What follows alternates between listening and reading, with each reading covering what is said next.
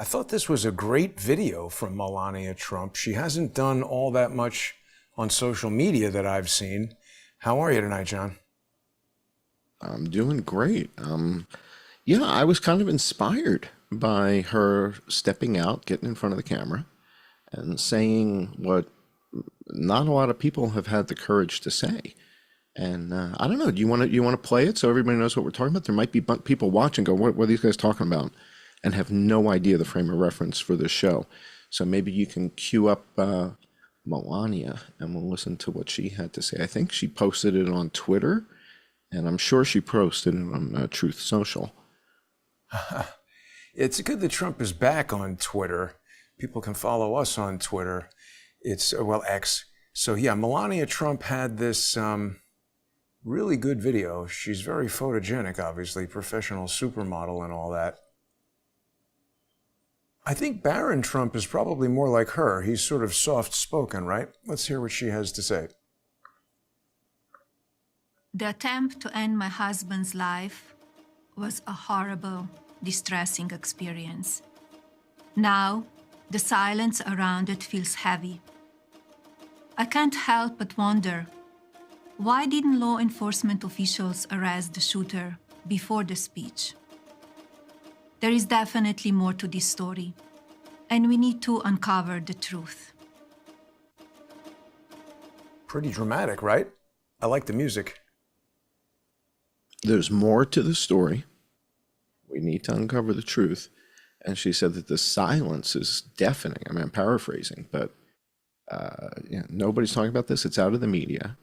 Nobody's seems to be investigating it. I mean, we saw that group of guys on the Dan Bongino show a couple weeks ago, and then they met at the Heritage Foundation, but I don't know that we've heard a whole lot since then. So I wanted to explore, what is it that Melania might be referring to?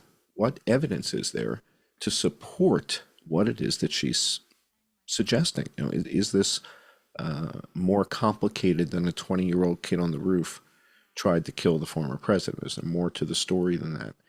And so we have sort of put together a bunch of content to look at, is there evidence to support what Melania is suggesting, that there's more to the story?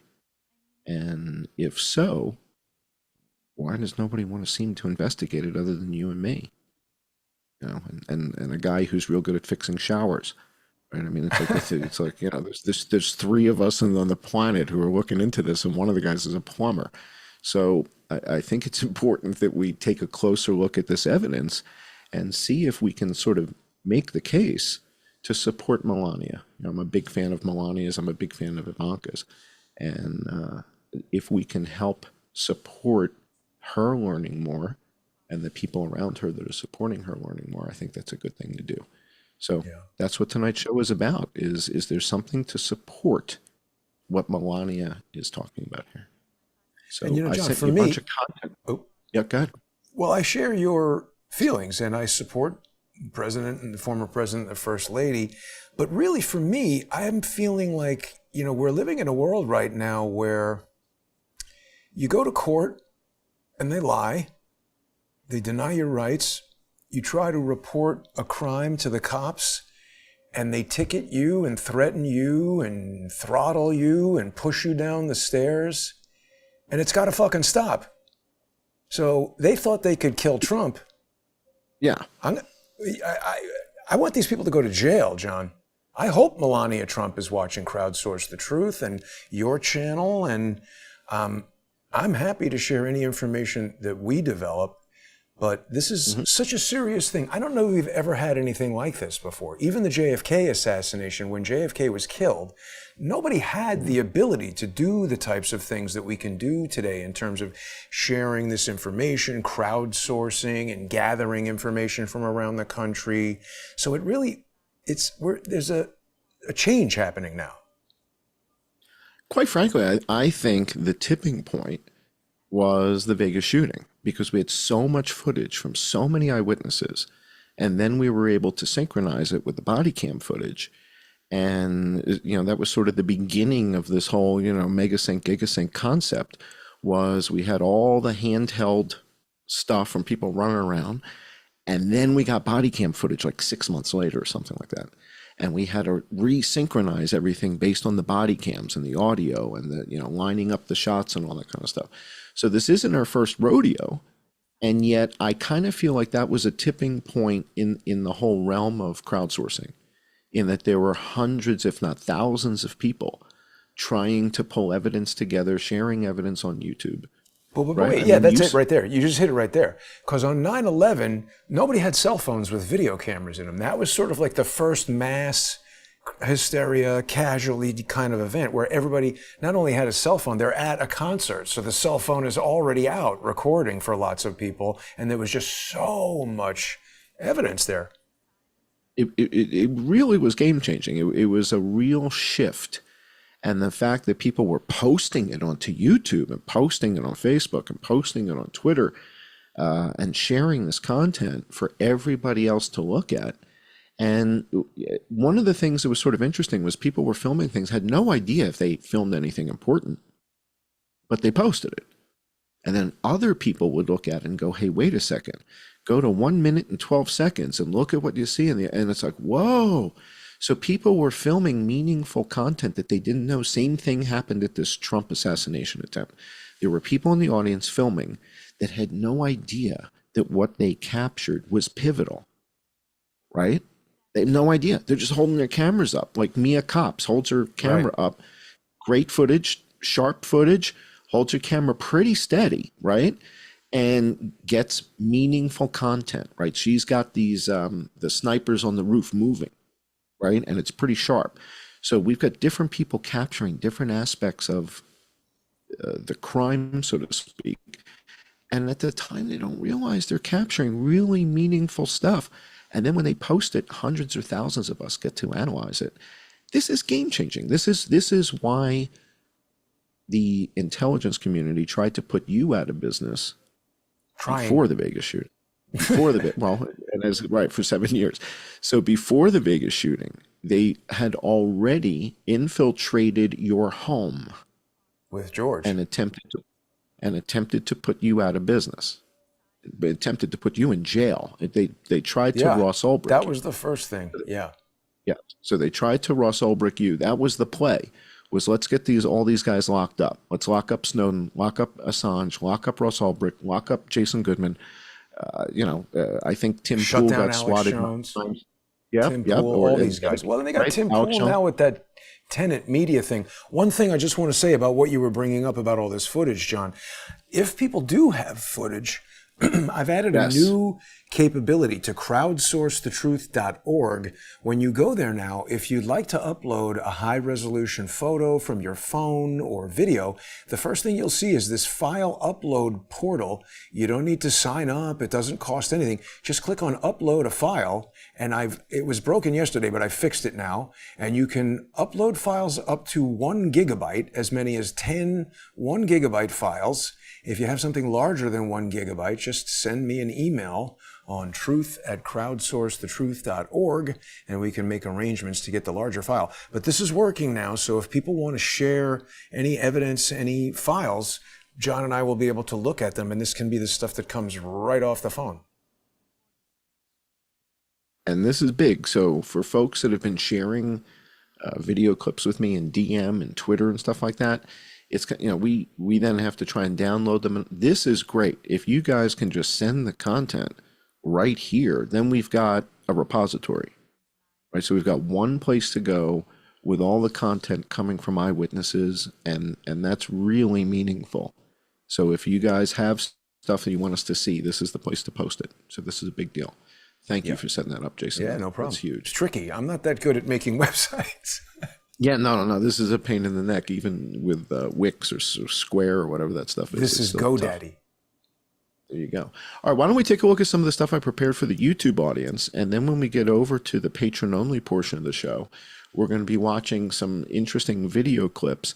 Last night we did a special show about what appears to be a drone flying around. I mean, we knew from Chuck Grassley that there was a counter-UAS drone person on the communication sheet. Jason figures out how to unredact that. So we've got the unredacted version, and then calls the drone pilot. And so our patrons got to hear that phone call last night. And again, we're just getting closer and closer to who were the people behind the scenes. Who were the people? Who's the guy in charge of flying the drone? Well, we know his name because Jason got the unredacted stuff. And then the fact that Jason calls the guy, and the fact that we know where he's based and that he's nowhere near Butler, Pennsylvania. It's like, if you're not a patron, you don't know this guy's name. You don't know that he's from Las Vegas, Nevada. Right? So you don't know these things if you're not a patron. That's a shame. So why don't we show people on YouTube the stuff that we can show on YouTube, and then the patrons tonight are going to get to hear from Lucky Palmer. Is it Lucky Palmer? What's his name? Lucky. Palmer Is Lucky. it Lucky Palmer? Palmer Lucky. I have a mental thing between him I'm with you. and Chili Palmer. Exactly. Palmer from Get Shorty. Yes. So I got Chili Palmer and Palmer Lucky. It's a Lucky Palmer, Palmer Lucky, Chili Palmer.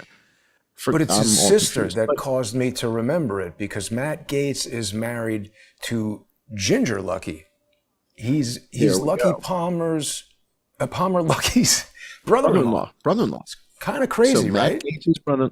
Well, tonight with the patrons, we've got a little, like a 5-minute snippet that we're going to look at with the patrons. You and I are going to do like a viewing party. So get your popcorn ready for the patron-only hour.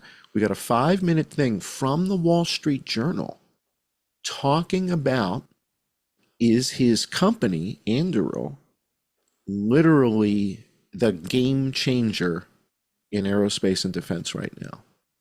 And this documentary looks at how there's been a consolidation. Remember, we talked about the consolidation in the beef industry and how the beef is now down to like 4 major packers in the whole country. Same thing in the aerospace and defense. And what we're going to watch tonight is this little 5-minute clip from Wall Street Journal talking about how the aerospace and defense industry went from many, many companies to 5. And that Anduril and Lucky Palmer Lucky, is really kind of challenging the guys who make the big expensive stuff, the MQ-9 Reapers, $30 million a pop. He's got this different approach, and we're going to get to meet some of the other people at the company. We're going to get to hear from him. We're going to get to hear from the chief strategy guys. Really, it's a fascinating company, and I think it's still private, and they may go public. And so I think it's something that the patrons are really going to be fascinated by, talking about how Anduril is potentially challenging Lockheed. Wow. Challenging Northrop Grumman. Yeah, I mean, it's really fascinating. And I think it's something that it's worth looking at, particularly after last night's show. So we've got that queued up. Before you move off of that, did you see any of him talking about where the name came from? Do you know where that name Anduril comes from? I think he talks about it in the Wall Street Journal thing. I think he does talk about that. So the patrons are going to get to hear that when we cut to that piece.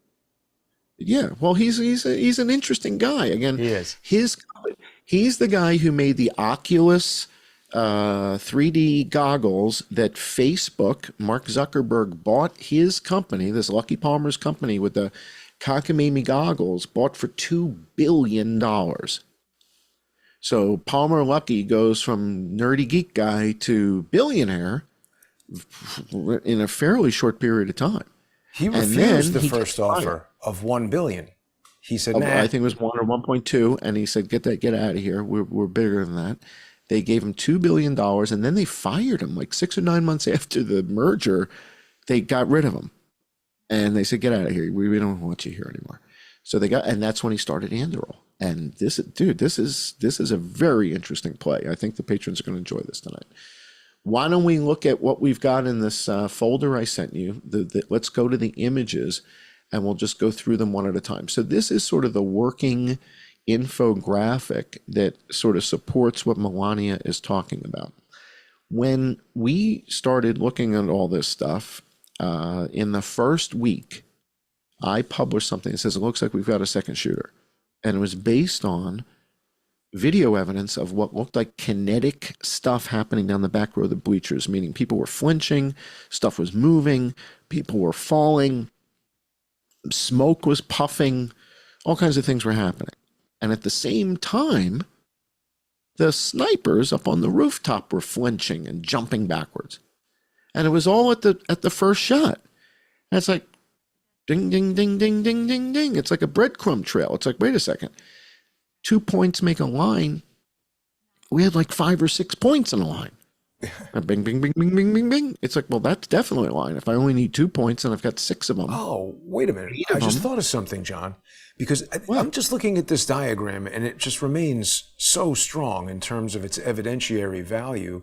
And we were talking last week or a few weeks ago with Donna Hutz about how she witnessed the woman get shot in the hand. And we haven't heard anything about that in the news or from the woman herself.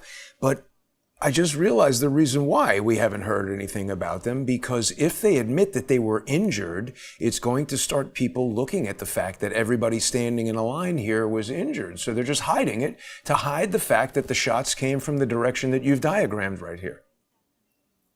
I believe the woman that was hit in the hand, and again, I could be wrong, was over by Corey Comparatori. And Donna said that she was sitting in the 4th set of bleachers. And so there was a little bit of confusion there as to, well, you know, was she in Corey Comparatori? So Corey Comparatori was shot and killed. But a lot of people thought they were over here. They were by Copenhagen. So a lot of people thought Copenhagen was killed. Right. And I think Donna thought that Copenhagen was shot and killed because they carried him out of there like a sack of potatoes, right? I mean, they carried him out like as they carried Corey out, like dead man's carry. I mean, that was not a fireman's carry, right? You know the fireman's carry? You put your hand on the other guy's shoulder and you hold you grab wrists and then you can make like a chair with somebody. You got to learn the fireman's carry, bro. So the fireman's carry is how you're supposed to like carry somebody out of there. And they just like grabbed his ankles and grabbed his wrists. It's like, that's not how you're supposed to do it. It's like, that's a mess. But Copenhagen, a lot of people thought Copenhagen was shot and killed.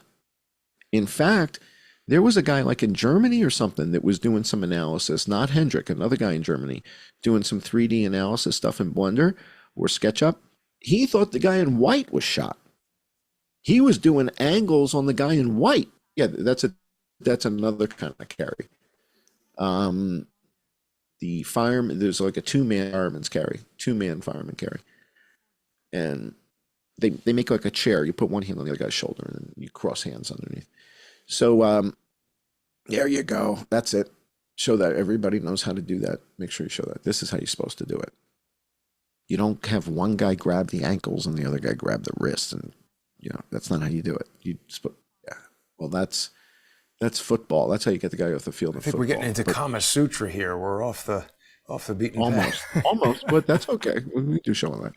All right, let's go back to the images that we have. So we're talking about this infographic, and so the notion here to support Melania is that we saw this kinetic event down the back row, right? I published the video. Brett Weinstein sees it in the first week and says, dude, you got to come on the show. We got to talk about this. All right. So he says, damn, you got a kinetic event moving down this row. It's kind of indisputable.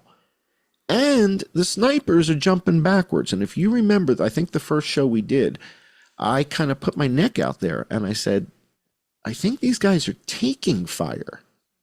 I don't think they're shooting at anybody. I said, I think they're taking fire. Well, then we get to hear from Fieldcraft Survival Tactical. Greg Lappin tells us they're taking fire. They thought they were taking fire. He's told by one of them firsthand, he said. That's what he said. So this corroborates the ballistic. So in other words, the ballistic evidence started at the corner with the puff of smoke.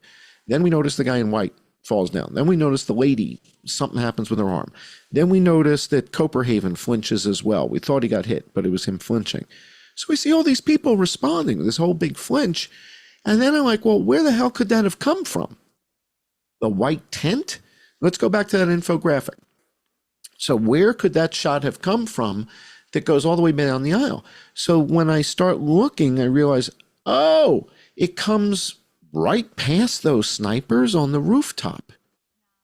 Meaning somebody was shooting at the snipers and missing, and it goes flying. That's it. Those guys right there. And it just goes right down the rail. the back row of the bleachers. It's like, whoa, who was shooting? Well, we follow the line, and the line led to the woods. And I was embarrassed to say this on Brett's show. To say, I think you got a shooter in the tree. It sounds nuts. You were like, no, it doesn't sound nuts. Yeah, I mean, it's got to be. How could you have this straight line if it's not there? Well, it just seemed like, to me, it's like, well, no, wait, come on, please. It's like I was hoping it was just a kid on the roof. I was really hoping it was just a 20-year-old, and this was, that was it. Not a conspiracy. Let's go back to COVID. Go back to like 7 and 9. Well, I know, but that's what I was kind of hoping. That's what it was, right? I was hoping it was simple. Let's wrap this thing up and let's get back to work on the H7 and 9 and the bird flu. No, that's not what happened. This leads to the trees. You said, wouldn't surprise me at all. And then Clay Martin, the sniper instructor, said, not only wouldn't it surprise me, he's like, that would be my first choice. Give me my ghillie suit and I'm going up the tree. You're never going to find me. Right. I'll have lunch up there. You're never going to find me. He's like, I'll bring they do that. box. They sleep. When I was reading about all this sniper stuff, they said that like controlling the breathing and like getting there and waiting and everything, it's like all about that. It made me think, what is this guy doing? Running up to the roof 2 minutes before and start shooting? It just doesn't seem like the way this type of thing is done. With the backpack, and he's running, and then what? He assembles the gun from the backpack and get the hell out of here. All right, so let's go to the next image in our little folder here. So that pointed to the back. Now this is where we're starting to get into the 3D model on the ballistics and how we lined everything up using photogrammetry. So we've been working on a 3D model kind of behind the scenes, and the 3D model has to kind of line up with precision because we're talking about a bullet that misses the president's eye by a quarter of an inch, right? And yet hits his ear. And in order to line everything up, we're looking for these 90-degree angles and such. And one of the things that Mr. Bill realized was that the podium kind of lines up with the edge of the stairs, and we've got a bunch of 90-degree angles that we can work with here. And that's where the president was standing when he was shot, was right behind the podium. Well, what you guys see is that if a bullet were to hit him in the ear, it doesn't really end up back in the corner of the bleachers where his red hat is right now. So in this photo, you see the president's MAGA hat and you see the kind of the red crane behind there. Well, back up in that corner is where we see the puff of smoke. All the way like behind his head. You can't even see the corner because it's all the way up in that left corner. See the lucky guy? See the lucky guy? He is right here. There he is. That's the lucky guy. That's it. Talk about this guy for a second, because you had a really good picture of this guy with an injury. We're coming.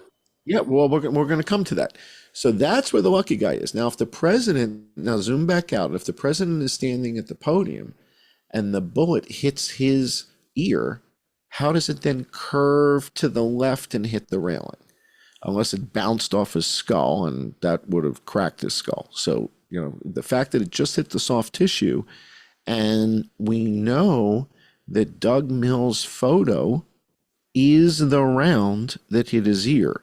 We know his clock was wrong on the camera. Wait. How do we know that? We don't even know that there's a real bullet in that photo. That could have been photoshopped by the New York Times. Oh, no. Assuming it's a real bullet, we know the clock in the camera was wrong from the guy at Sony. So the guy at Sony who set up Doug Mills' camera got in touch with somebody. It was off, right? So assume the clock and the camera's off. So that sets that whole issue aside. Trump has yet to respond. He's yet to flinch. He's yet to bring his hand up. And his hand is already at his ear at the second round. So by the time we hear that second round, his hand is already up at his ear. Right. So that makes the round in the Doug Mills photo where Trump has not yet brought his hand up, that's the round that hit his ear. That's it. So the next round, if that photo had been shot number 2, Trump's hand would already be up, and shot number 3, he's already going down. He's already crouching. I just question the entire photograph. I don't well, know. Well, you can do that. Yeah. But you're I'm right, it would simply be saying, the first shot. And you know what? The timing if of it's his legit. hand, it could be. It's hard to know. And we're going to look at that. We're going to look at the timing of his hand when we go to the patron only. I slowed it down to 10%. We're going to look at those first 3 shots. Which shot was the one that hits his ear? When does he respond to it? We'll look at that with the patrons. But let's go to this next image in our little folder here. Keep rolling. Aha. All right, so now we're getting into this 3D model and looking at these trajectories. And what you're going to see is that if a shot hits the president's ear, it can hit the corner of the railing. If a shot from the rooftop hits the corner of the railing, it misses the president by about 2 feet or something like that. And let's go to the next image. You'll see that in the next image. So we're using the wind now. There you go. So gravity. So the shot, if it were to hit the railing, the first shot, it would have missed the president's ear by about 18 inches. The shot that hits the president's ear ends up not going to the top corner of the railing. It ends up passing through the railing down and below the lucky guy, like down by his knees, or, like 2 rows down and lower. I see. That's a little difficult to see. So one of them is going in front and one of them is going behind. I got it.